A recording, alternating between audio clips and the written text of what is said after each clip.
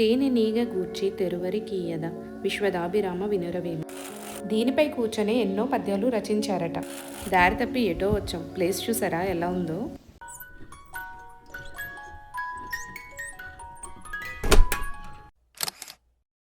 ఆయన పద్యాలు చదువుకొని తెలుగు విద్యార్థి ఉండరు.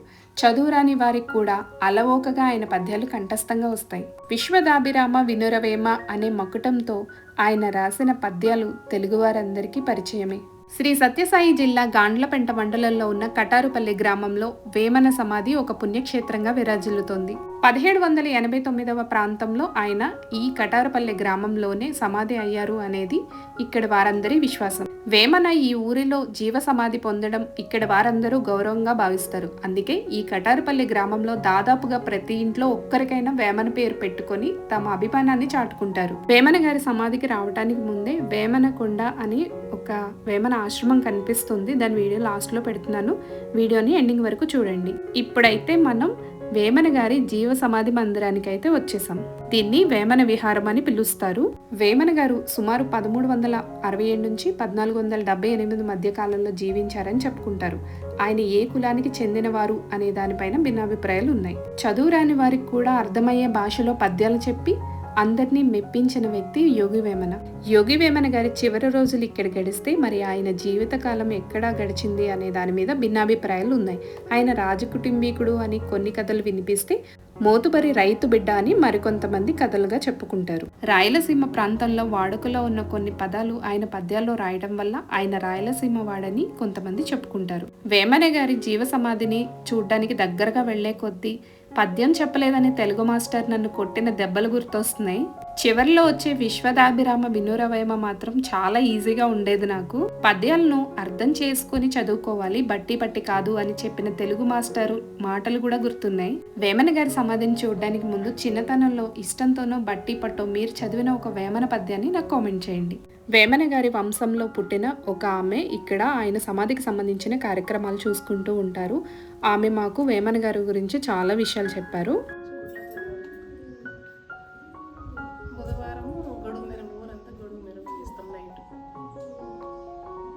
చాలాసేపు వెయిట్ చేసిన తర్వాత ఆయన సమాధిని చూడగలుగుతున్నాను. యోగి వేమన గారి అసలు పేరు కోమటి చినవేమారెడ్డి. కొంతమంది అభిప్రాయాల ప్రకారం కుమారగిరి వేమారెడ్డి అని కూడా చెప్పుకుంటారు. ఈ కటారుపల్లె గ్రామంలో మార్చి నుండి ఏప్రిల్ నెల మధ్యలో యోగి వేమన గారి బ్రహ్మోత్సవాలు అంగరంగ వైభవంగా జరుపుకుంటారు. యోగి వేమన గారు ఎన్నో పద్యాలు ఈ పీట మీద కూర్చొని రాశారట. ఆ పీటని ఆయన జ్ఞాపకార్థం ఆయన సమాధి పైనే ఉంచడం జరిగింది.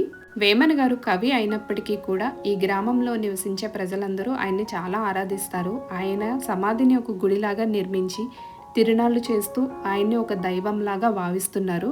ఒక కవిని ఇంతలా పూజించడం అనేది మనకి చాలా అరుదుగా కనిపిస్తుంది.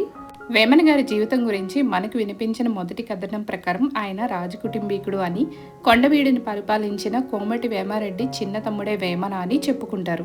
అన్నగారితో పాటు ఎటువంటి ఇంటి బాధ్యతలు గాని రాజకీయ బాధ్యతలు గాని తీసుకోకుండా వేశ్యాలోలుడై ఉండేవాడట. వదిన గారైన నరసాంబరాణి గారు ప్రత్యేకమైన నగలను ధరించేవారట. ఆమె నగలను అభిరాముడనే ఒక విశ్వబ్రాహ్మణుడు చేసేవాడు. ఒకరోజు ఒక వేశ్యకి ఆ రాణిగారి ఆభరణాలన్నీ ధరించి అద్దంలో చూసుకోవాలని అనుకుందట. వేమన తన దగ్గరకు రాగానే నాకు నగలు కావాలి అని పట్టుబట్టిందట. వదిన దగ్గరికి వెళ్ళి తన నగలన్నీ అడిగినప్పుడు ఆమె తన ముక్కు పుడక తప్ప అన్ని నగలను కూడా వేమనకి ఇచ్చిందట. వేశ్య నగలన్నీ తీసుకున్నా సరే చీకట్లో కూడా దీపంలాగా వెలిగే ఆ ముక్కు పుడక కూడా కావాలని అడిగిందట. నరసాంబరాణి చాలా బాధపడుతూ నగ్నంగా నిలబడి తన 2 కాళ్ల మధ్య నుంచి ఆ ముక్కు పుడకను తీసుకోమని చెప్పారట. తల్లి స్థానంలో ఉన్న ఆమెను అలా చూసిన తర్వాత విరక్తి కలిగి తన తప్పేంటో తెలుసుకున్నాడట. తను చేసిన తప్పులకు పశ్చాత్తాపడుతూ ఇంట్లోనే ఉండేవాడట. ఇంతలో రాణిగారు నగలు చేసే అభిరామయ్య రోజు పనికి రావడం గ్రహించి ఎందుకు ఇలా వస్తున్నాడా అని అతన్ని వెంబడించి కూడా వెళ్ళాడట. కొండ గుహలోకి వెళ్లిన అభిరామయ్య ఒక యోగిని సేవించడం గమనించాడు. మరుసటి రోజు ఆ యోగి అభిరామయ్యకు మంత్రోపదేశం చేస్తానని చెప్పడం, వేమన అది విని అభిరామయ్య స్థానంలో తను వెళ్లడం జరుగుతుంది. ఆ యోగి వేమన గారి నాలిక పైన బీజాక్షరాలు రాస్తాడు. అభిరామయ్యను వంచినందుకు పశ్చాత్తాపడి తిరిగి వచ్చి అభిరామయ్య కాళ్ల మీద పడి క్షమించమని వేమన వేడుకుంటారు. పరిహారంగా అభిరామయ్య పేరు చిరస్థాయిగా ఉండేలా తన పద్యాలలో మకుటంగా చేరుస్తానని చెప్పాడు. వేమన అప్పటి నుంచి తను రాసిన ప్రతి పద్యంలోనూ అభిరామయ్యను చేరుస్తూ విశ్వదాభిరామ అని రాయటం మొదలుపెట్టారు. కులాన్ని, అధికారాన్ని, అహంకారాన్ని, సంపన్నుల దౌష్ట్యాన్ని నిరసిస్తూ ఊరూరా తిరుగుతూ తత్వాలు చెప్పారట. కొందరు వెర్రివాడని కూడా తరిమి కొట్టేవారట. తన్ను తానే వెర్రి వేమన అని అభివర్ణించుకునేవారట. వేదాంత సారాన్ని తన చిన్న పద్యాల్లో పొందుపరిచి ఊరూరా చెప్పేవారట. వేమన గారు పద్యాలను పరిశోధించి ఊహించిన కథల ప్రకారం వేమన గారు ఒక మోతుబరి రైతు బిడ్డ అని ఊరికి పెదకాపులైనందువల్ల వాళ్ళకి అన్ని భోగాలు ఉండేవట. చిన్నతనంలోనే నాయకుడిగా ఉండేవాడట. ఆ దేశపు రాజధాని కొండవీడులో కూడా ఒక ఇల్లు ఉండేదట. 10 ఏళ్ల వయసులోనే చదువు కోసం నగరానికి వెళ్ళటం, యుక్త వయసులోనే పట్టణంలో ఉండే వేశ్యలింటికి పోవడం అలవాటు పడ్డాడు. తనకున్న వ్యసనాలతో తన ఆస్తులన్నీ పోగొట్టుకున్నాడు. పెద్దలందరూ కలిసి ఈ సమస్యకు ఒక పరిష్కారం తీసుకురావడం కోసం ఒక ఆమెతో ఆయనకి వివాహం చేశారు. కొద్ది రోజుల పాటు సంసారాన్ని బాధ్యతగానే తీసుకొచ్చిన సమస్యలు పెరగడంతో భార్య పట్ల ఆకర్షణ తగ్గడంతో ఆ ఊరు వదిలి వెళ్ళిపోయారు. ఊరు వదిలి వెళ్ళిన తర్వాత పద్దులు, భూమి పన్నులు, తగువుల పరిష్కారం వంటి పనుల కోసం ఏ చిన్నపాటి రాజును ఆశ్రయించి ఉండవచ్చని చెప్పుకుంటారు. కొలువులో చాలీచాలని జీతం, గంపెడి సంసారం, మరోపక్క యావగింపు కలిగించే లోకం తీరు, ఇవన్నీ కూడా ఆయన్ని యోగిగా మార్చేందుకు కారణాలై ఉండొచ్చు. తరువాత కొద్ది కాలానికి ఇంటిని, సంసారాన్ని వదిలిపెట్టి ఆత్మ సంస్కారాన్ని, కుల సంస్కారాన్ని, ఆర్థిక సంస్కారాన్ని ప్రబోధించడం మొదలుపెట్టారు. వేమన గారి జీవిత కాలం కోసం భిన్నాభిప్రాయాలు వినిపించినప్పటికీ పద్యాల్లో కనిపించే వ్యవసాయిక పరిజ్ఞానం వల్ల రాజవంశీయుడు కాడని, రైతు కుటుంబానికి చెందినవాడని కూడా అనుకుంటారు. కొంతమంది అభిప్రాయం ప్రకారం కొండవీడు రెడ్డి రాజుల వంశానికి చెందిన శివకవి అని కూడా చెప్పుకుంటారు. ఎన్ని భిన్నాభిప్రాయాలు వినిపించినప్పటికీ ఆయన పద్యాల కోసం మనం మాట్లాడుకుంటే ఆయన ఆలనా పాలనా చూసిన వదిన విశ్వదను ఆయన ఆప్తమిత్రుడైన అభిరాముణ్ణి మకుటంలో చేర్చి వారికి తన పద్యాల్లో శాశ్వతత్వాన్ని ఇచ్చారు. వేమన గారి సమాధిని చూసాం కదా, ఇప్పుడు వేమన గారి కొండకి వెళ్తున్నాము. ఇది వేమన గారి సమాధికి వెళ్ళటానికి ముందే వస్తుంది. వేమన గారి భావాలను ప్రజలకు మరింత దగ్గర చేయడానికి బెంగళూరుకి చెందిన నారాయణ రెడ్డి గారు ఈ ఆశ్రమం నిర్మాణం చేయడానికి చాలా కృషి చేశారు. ఈ కొండపైన వేమన గారి ఆశ్రమాన్ని నిర్మించి విశ్వవేమన కొండ అని పేరు పెట్టారు. ఈ కొండకి వెళ్లే దారి కాస్తంత నిర్మానుష్యంగా ఉంటుంది. ఈ ప్లేస్కి రావడం మేము మొదటిసారి.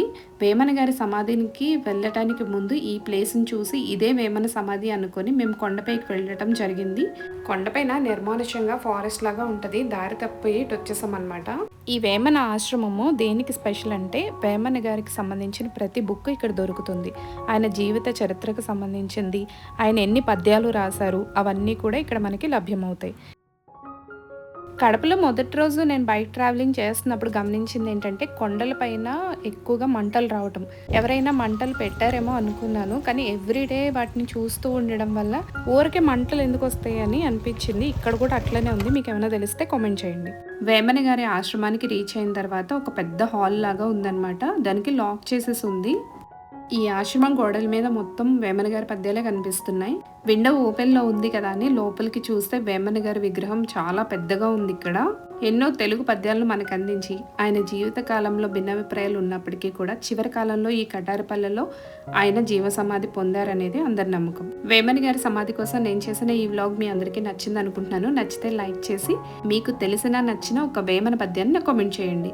అనంతపురం జిల్లా కదిరి పట్టణానికి 12 కిలోమీటర్ల దూరం ఉంటుంది. కడప నుంచి రాయచోటి వెళ్లే బస్సులో కటారపల్లి గ్రామాన్ని చేరుకోవచ్చు. 1989లోని గిన్నిస్ బుక్ ఆఫ్ వరల్డ్ రికార్డులో చోటు దక్కించుకున్న అతి పెద్ద మర్రిచెట్టు దగ్గరకు వెళ్ళబోతున్నాం. నెక్స్ట్ వ్లాగ్లో అప్లోడ్ చేస్తాను. నెక్స్ట్ వీడియోస్ కోసం ఛానల్ని సబ్స్క్రైబ్ చేసి పెట్టుకోండి.